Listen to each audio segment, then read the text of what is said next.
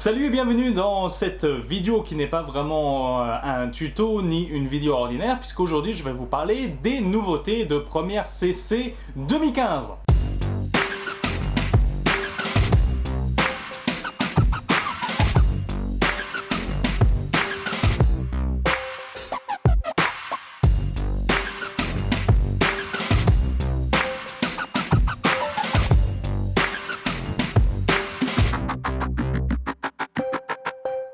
La version 2015 présente plusieurs nouvelles qui sont plutôt cool et qui m'excitent plutôt au plus haut point. Et oui, ça m'excite la vidéo, je suis un grand maso, j'aime bien monter des vidéos, donc voilà. Je voulais vous présenter aujourd'hui les nouveautés car aujourd'hui, mardi 16 juin, c'est bien sûr la date à laquelle c'est sorti la nouvelle mise à jour du Creative Cloud, donc c'est plutôt sympa. Et on va voir tout de suite tout ce qui nous attend dans ce merveilleux programme. Alors voilà, Premiere CC 2015, sorti aujourd'hui, laissez-moi voir, le 16 juin, mardi 16 juin 2015. C'est là où je l'ai téléchargé et où j'ai pu découvrir moi-même les premières nouveautés que je vais vous présenter maintenant. Alors, qu'est-ce qu'il y a de nouveau? Il y a quelques nouveautés, même des gros changements qui sont plutôt sympatoches dans cette nouvelle version de Premiere. Commençons très simple avec l'une des choses que j'apprécie beaucoup, qui est ici sous le menu séquence en fait. Alors moi j'ai tout en anglais, si vous avez suivi mes tutos vous le savez. Et c'est ici une sélection, en fait Selection Follows Playhead. En fait ça veut dire, tout simplement si je l'active, et que je me balade maintenant avec ma tête de lecture.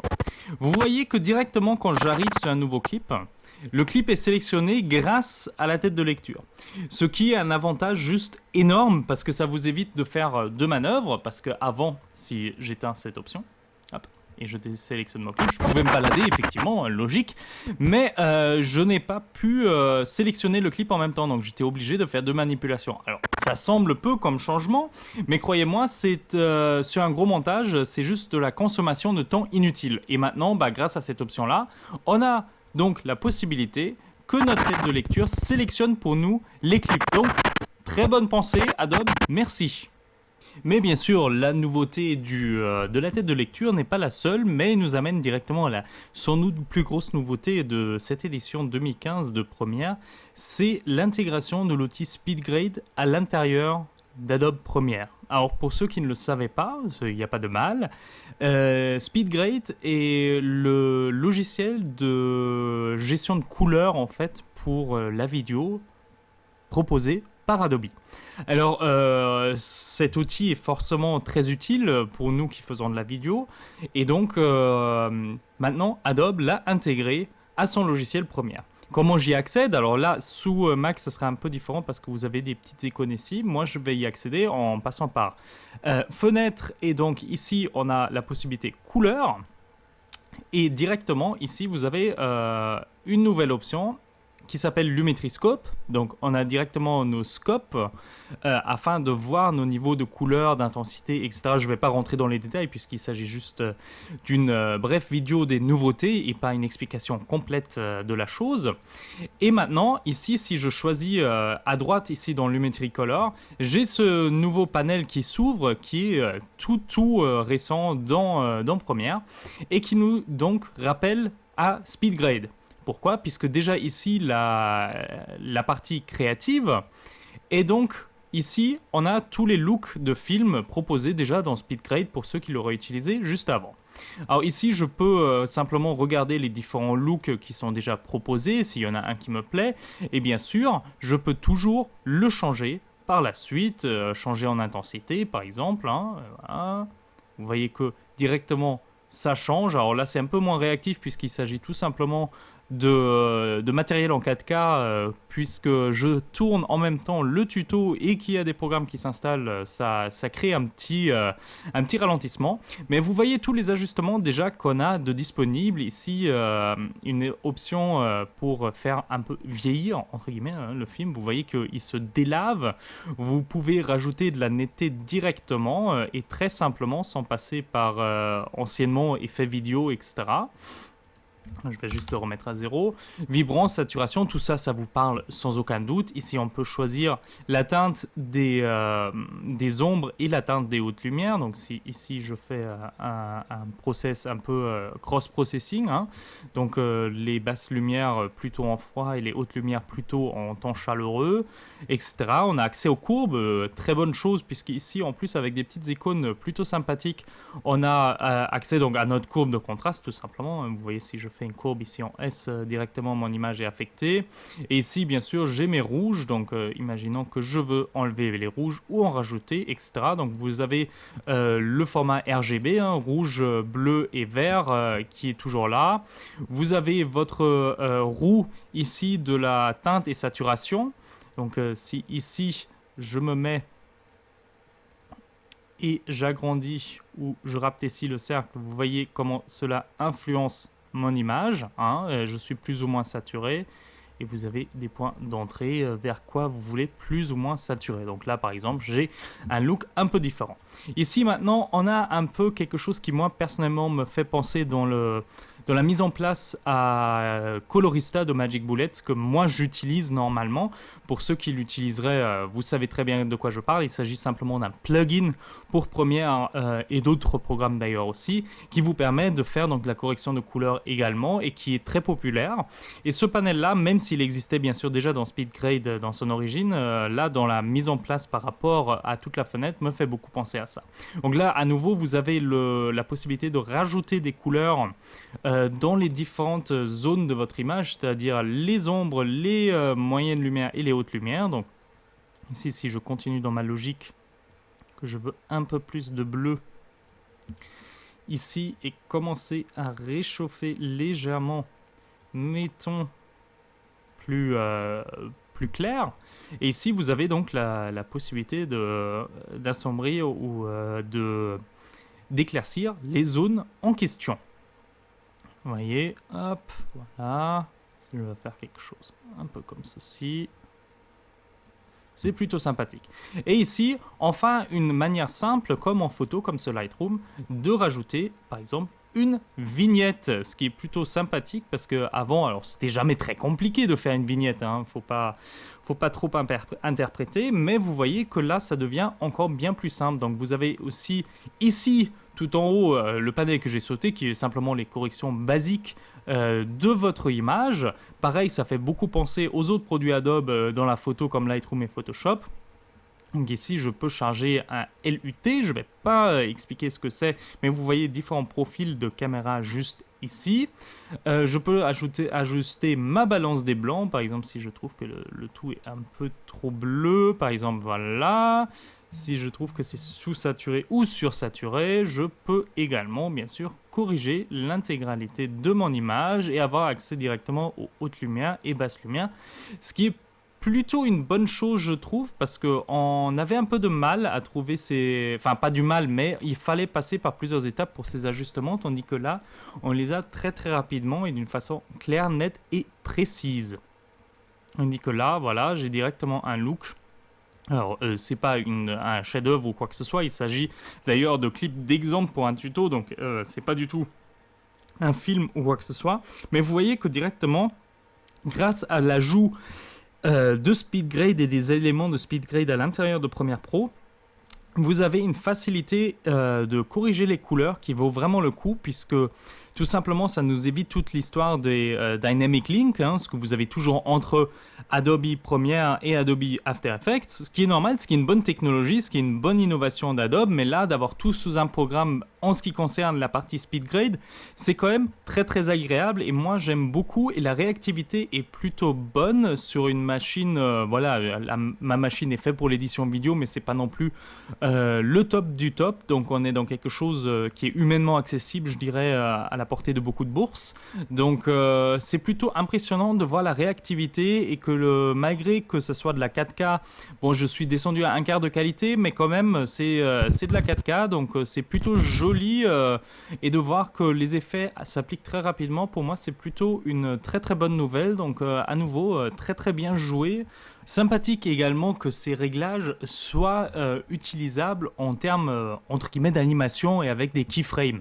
Qu'est-ce que je veux dire par là? Par exemple, si je souhaite pas que cette partie-là soit aussi saturée et que à partir du mouvement de caméra, bon, c'est pas l'exemple le plus parlant puisque à nouveau il s'agit d'un clip d'exemple, je peux tout à fait dire ici en allant sur Master de mon clip, vous voyez donc FX Lumetri Color, donc qui est donc anciennement SpeedGrade, maintenant intégré à Premiere. Je peux dire par exemple si ici je souhaite que la saturation soit un peu plus basse. Donc tous ces paramètres sont tout à fait ajustables et paramétrables par keyframe comme d'habitude. Et c'est plutôt sympa et utile car c'est quand même un vrai plus de pouvoir animer également tous ces nouveaux réglages que Premiere nous offre. Une des choses qui m'a fait également très plaisir dans cette mise à jour de Premiere, c'est enfin le pouvoir d'utiliser tous ces chiffres que vous voyez d'une manière plus précise. Je ne sais pas si vous vous rappelez, mais parfois c'est un peu difficile d'ajuster le chiffre à ce qu'on veut. Alors effectivement, vous aviez toujours l'option, par exemple, si je clique ici et rentrer manuellement le chiffre, c'est très bien. Mais parfois, vous aviez des ralentissements quand vous bougiez votre souris de gauche à droite afin de changer le chiffre, comme je fais en ce moment. Et parfois, vous vouliez juste un peu plus, un peu moins. Et du coup, c'était vraiment pénible de faire glisser. Inclus ici dans les sliders, avant, c'était assez pénible. Alors avant, il n'y avait bien sûr pas ces sliders-là, mais quand il y en avait, bah, c'était la même chose que ici. C'était assez pénible. Maintenant, pour n'importe quel effet et pas que pour la colométrie, vous cliquez ici. Donc là, effectivement, je pourrais rentrer avec mon clavier numérique des valeurs, mais je peux également monter avec mes flèches. Et vous voyez que enfin, j'ai la possibilité de contrôler de façon précise le chiffre et donc l'intensité d'un effet. Et je peux également combiner les flèches au bas avec la touche majuscule afin de sauter 10 par appui, donc c'est quand même pas dégueu. Et enfin on a cette possibilité là dans Premiere, chose qui m'agaçait très souvent parce que pour avoir parfois un réglage précis à vue d'œil, hein, quand on sait pas quel chiffre on veut rentrer, parce que personnellement quand je corrige à l'œil, c'est-à-dire à l'œil ici sur mon film et pas à l'œil quel chiffre est rentré, quel chiffre sonne bien. C'est complètement con de faire ça, excusez-moi. Donc je trouve que ça, c'est vraiment quelque chose d'ingénieux et enfin on a cette option-là. Très sympa également, c'est l'affichage de tous les outils dont on a besoin pour faire de la correction de couleurs. Il s'agit simplement ici donc du Lumetriscope que j'ai montré avant. Et ici vous pouvez ajouter ou enlever toutes sortes de scopes, hein, je vais utiliser le mot anglais, pour faire vos corrections en ayant quand même un bon aperçu. Ici par exemple, si je choisis ça, j'ai quand même plusieurs façons de lire déjà mon signal vidéo et afin de l'ajuster correctement. Donc ça aussi un grand point positif d'avoir pas que pris des effets qui certes sont jolis et très utiles, mais aussi les bons outils, d'intégrer les bons outils au programme afin de savoir exactement ce qu'on est en train de faire. Maintenant fini avec la partie couleur, on va passer à un nouvel outil que Adobe nous propose.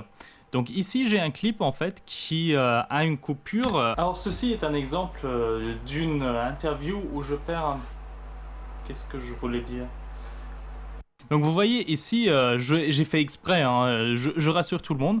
Vous voyez ici, je sais plus vraiment ce que je veux dire. Ce qui peut arriver souvent en interview, dans le sens que voilà, parfois vous avez quelqu'un qui perd ses pensées un peu et du coup qui est obligé de recommencer à un autre endroit. Et malheureusement, bah, notre corps, il bouge, ce qui est une bonne chose, c'est pas mauvais, mais forcément ça crée ce qu'on appelle des jump cuts en anglais. Et là, je fais ma coupure et maintenant...